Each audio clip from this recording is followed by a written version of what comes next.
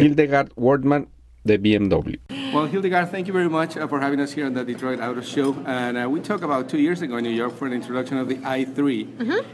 The BMW i3. I'm sorry. Yeah, right, i3. BMW i3. Yeah, so many names that I get it. But there's only one BMW i3. I know. And speaking of only one, BMW #1 in luxury brands for the world in 2014. Yeah. So congratulations on that. Thank you very much. Over 2.1 million cars. That's, I think, a good result. Yeah. So what was? Obviously that's the main highlight for the year. But what was? What were the highlights internally for the company? What the cars sold more were and all that? I think it's great to see how the BMW i story has come alive, how the brand has been accepted, and how much we could develop on the both i3 and i8. The rollout into the countries has worked extremely well, and you can see the notion of how this world comes together, having the automotive stuff, but also having all the mobility into it. The 360 electric we talked about last time, with all the services coming with that.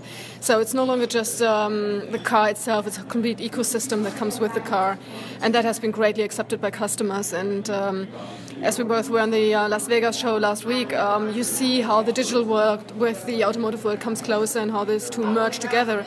And I think the BMW i3 clearly shows how these two worlds are already actually happening in one car and as an experience. I saw one demonstration briefly about a smartwatch and how it can park and have the car ready for you. That's pretty cool, right? Yeah, it's, you can use the Samsung Galaxy, which we've done in cooperation with Samsung, and you can have it on your wrist and you can say, BMW pick me up, and then the car comes. So magic hands, but it works, and it's a great showcase. Pretty amazing how, and you were mentioning how computers and cars are getting closer and closer together, but it's happening so fast. I mean, it's like 5 years ago we didn't have any of these things, and now it's like almost normal.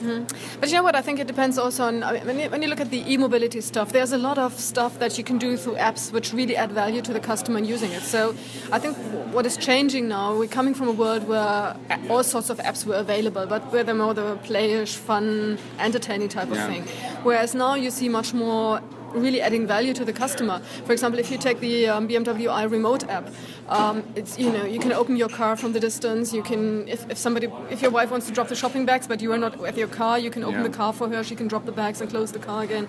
So if you look at BMW i with the range app, you can see exactly how far you can go with your range, which way to go, etc. So there's a lot of actual usage and benefit added to it, rather than just being the fun, playish type of thing. So I know that you cannot tell me about the concrete plans for the future, but I guess the next step for the i-mobility will be like more range for cars. Is that like what BMW is working more on? In general, we see that this whole battery technology is in development, and it's, if you like, an industrialization process for all of us in the industry. And of course, something like range and the reach of a car is one of the key topics. And we've done, I think, from our point of view, the right decision in terms of the right compromise between weight on the one hand and battery range on the other hand, because obviously those two come together. I think that's perfect for a megacity vehicle like we have on the i3, but obviously we are also investing a lot into battery technology and continuously working on it. But it comes as an industrialization process. So. Yeah, and the whole infrastructure and legislation in some cases, because for example at CES again we saw some very cool technology. I mean, for the autonomous driving.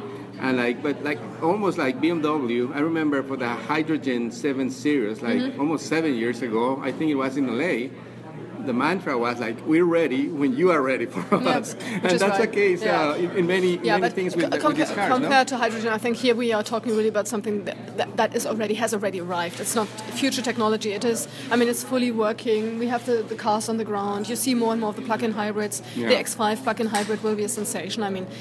If you look at how much reality all of this is already, there's no comparison to hydrogen.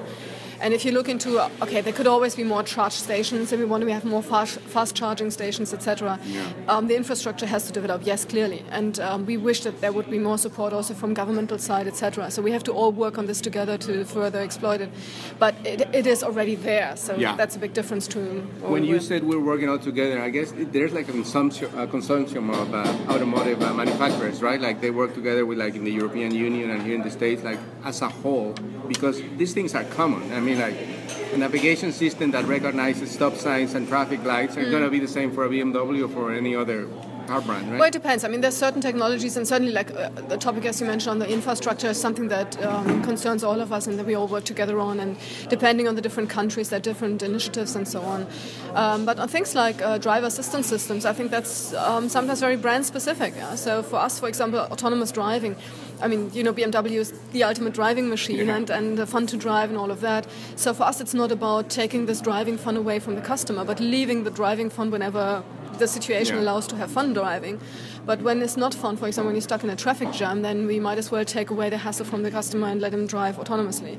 So there's a different approach, and that's brand specific. And I think there it doesn't really make sense to cooperate. There's rather, you know, it's a competitive advantage. And we've been in this technology for such a long time already, have so much experience with it. So I think it shows. Yeah. So.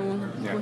Speaking of the ultimate driving machine, here at the auto show in Detroit, you're showing the refresh for the 6 Series, like and that convertible. I mean, amazing cars. Huh? Yeah.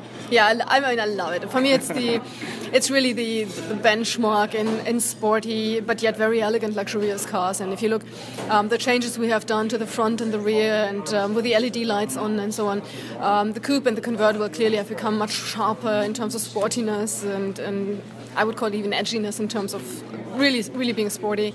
And the Grand Coupe for me is just a beauty. I mean, it's the most luxurious, elegant sports car that you could have. And it shows. I mean, we're selling extremely well here in the US, but also worldwide. And I think it's a great triple that we have there together in this luxurious position. It speaks a lot of the company, like as we were talking before, like working on a completely new technology, but also like keeping focus on what's the core of the company. Yeah, absolutely. You know? Like, I mean, the BMW genes should be in every car, and if you remember, I promised to you as well. Even an i3 drives like a BMW. And, I know, I driven it. And it is, you can be very fast on that, and the same holds true for obviously the classic cars, I would say. So the 3 cars are very, very strong characters, and they belong to the brand as much as everything else. So this shows the variety we have. I mean, if you look from the 2 bookends, BMW M on the one hand, BMW I on the other hand, and then the core brand in between with all these sporty derivatives. I mean, you see the 3 new 6 Series here, but you see them also as the M versions here. Yeah. So I think that shows how strong the brand is and how much sportiness and dynamic driving, etc., is in the genes of the brand. So BMW is coming out of a very good year in 2014, but 15 looks really good already, and even further down. I mean, you're expanding all over the place, right? You're like a new plant in Mexico and like some other places in the world.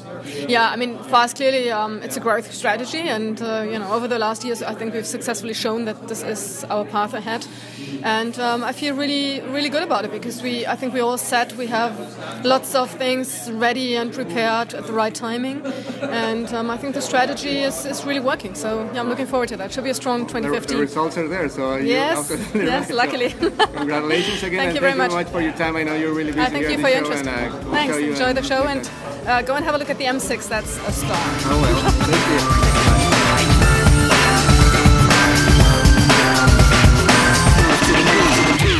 you. Este programa fue una producción de National Latino Broadcasting.